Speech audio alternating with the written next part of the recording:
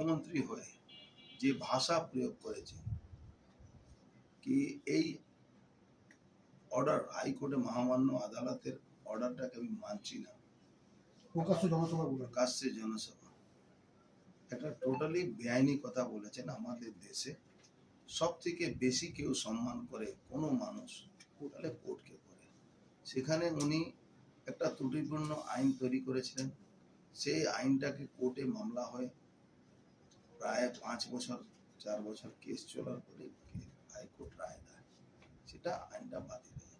আমাদের সংবিধানে যে পরিকাঠামো তৈরি করা হয়েছিল, কোনো যদি অ্যামেন্ডমেন্ট করতে হয়, কোনো যদি চেঞ্জ করতে হয়, তাহলে সংবিধান সভা থেকেই এটা চেঞ্জ হবে। সেটা কোনো রাজ্য সরকারের এখতিয়ারের বাইরে আছে এই কাজগুলো করা। সেখানে উনি নিজে জোর করে ক্ষমতার জোরে উনি বিধানসভায় একটা আইন পাস করে এটা করেছিলেন। তার এগেনস্টে একজন পিআইএল করেছিলেন। এই পিআইএল হওয়ার পরে কোর্ট দীর্ঘ আইনি লড়াই করে কোর্ট সেটা বাতিল করেছে। এখন একটা জিনিস বোঝা যাচ্ছে না, মমতা ব্যানার্জি চাইছে এটাকে। একদিকে উনি সিএ আইনটাকে বাতিল করা বলছেন, যেটা সংবিধান সভা পাস করেছে, তারপরে আপনার রাষ্ট্রপতি মোহর লেগেছে, আইন ইমপ্লিমেন্ট হয়েছে, আইনসভা পাস করেছে, আইন ইমপ্লিমেন্ট হয়েছে। এবার তখন উনি প্রতিবাদ করছেন, বলছেন আমি করতে দেব না, আমি মানতে দেব না, আমি মানবো না, চাচ্ছি না। আর এখানে উনি যে করেছে একটা বর্গ বিশেষকে উনি সুবিধা পাইয়ে দিয়ে দেওয়ার চেষ্টা করছেন। আমি সুবিধা পাইয়ে দিন, তাতে আমাদের কিছু অসুবিধা নেই, কিন্তু আইনটা মেনে করতে হবে। আজকে ধরুন একটা হায়ার কাস্টে কোনো লোক আছে, সে বলবে যে আমি দলিতের জন্য, এসসি এসটির জন্য যে আইন তৈরি হয়েছে আমি এটা মানব না।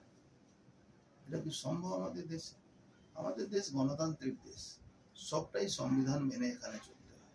সেখানে আমি যতই ক্ষমতাশালী হয়ে যায়, আমি কিন্তু সংবিধানের বাইরে আমি যাওয়া উচিত না। যাওয়া দিলে কিন্তু অসুবিধা আছে।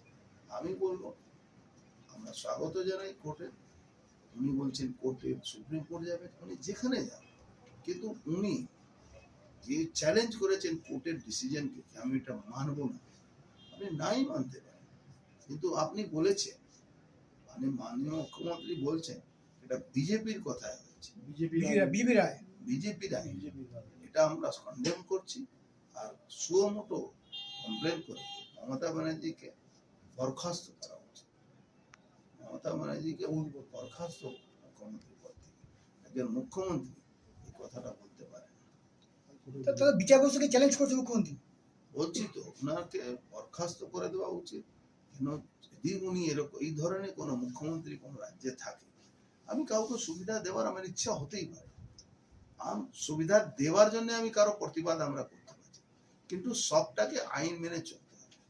আজকে উইকার সেকশনের জন্য 10% রিজার্ভেশন করেছিল, 2/3 মেজরিটি পাস করাতে হয়েছে। অল পার্টি লোকসভা রাজ্যসভা সমর্থন করেছে।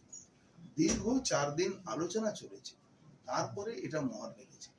আপনি নিজের ইচ্ছায়, কোনো 2/3 মেজরিটি নেই, আপনি নিজের ইচ্ছা আপনি এটা পাস করে নিয়েছেন। এটা কিন্তু সম্ভব নেই, আইন ব্যবস্থা থেকে এটাকে বাতিল করা হয়। হাইকোর্টের অর্ডার, উনি বলছেন বিজেপির আইন মানছে না। সেটাই বলছি কি এই ব্যাপারে ওনাকে বরখাস্ত করা উচিত, সুমোটো এফআইআর করে ওনাকে ইমিডিয়েট সাসপেন্ড করে দেওয়া উচিত। দলের পক্ষ থেকে এফআইআর করা হবে। আমাদের দলের পক্ষ থেকে যে লয়ার, আমাদের দলের তো লয়ার না, যে লয়ারগুলো লড়েছেন এই কেসটা এফআইআর করেছিলেন, তারা আবার ওনার এগেনস্টে মামলা করতে